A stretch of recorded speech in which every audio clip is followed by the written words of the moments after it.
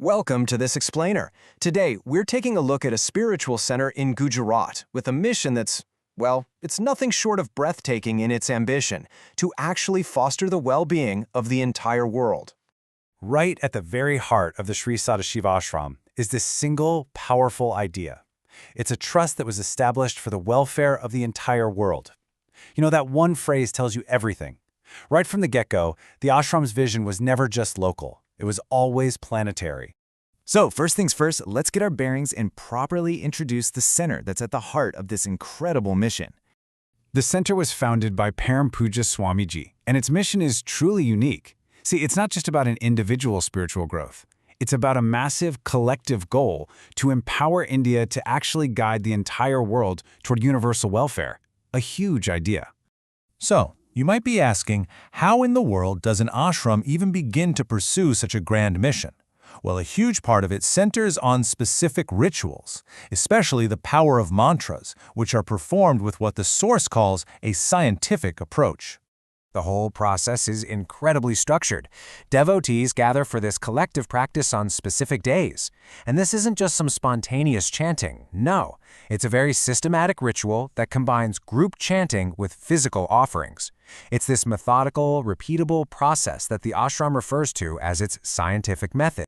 And a really key component of this whole ritual is something called the ahuti. As you can see here, this is a physical offering, usually made into a sacred fire.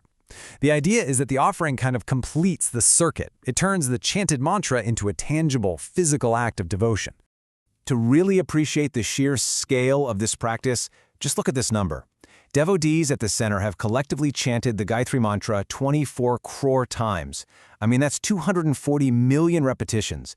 It represents an absolutely incredible amount of focused, collective spiritual energy. And the dedication just keeps going. For another key mantra, the Balatibala Mahamantra, there have been over 3 crore. That's 30 million recitations. And these were done through a combination of both chanting and those ahuti fire offerings we were just talking about. Now, alongside these massive group chanting events, the ashram maintains another core practice, the eternal yajna.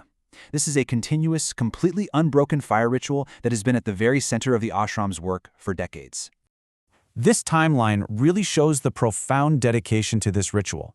A sacred fire pit, or a yajna kun, was established way back in 1952, and what's really remarkable is that the ritual performed there has continued, completely uninterrupted, to this very day.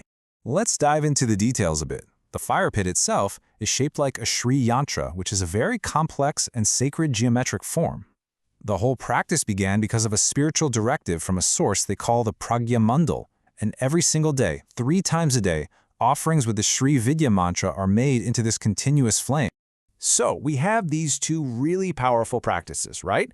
We've got millions and millions of collective chants, and we have a fire that's been burning for over 70 years. Now let's connect the dots and see how they both serve the ashram's guiding philosophy of universal welfare.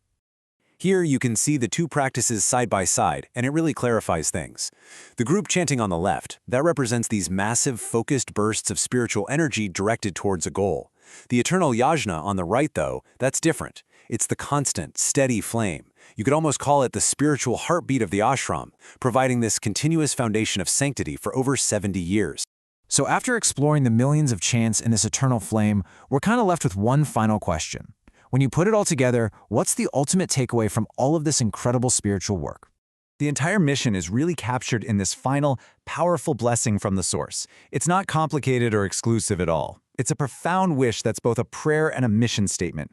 May there always be welfare for everyone everywhere. A simple, universal goal that has inspired decades of just incredible devotion.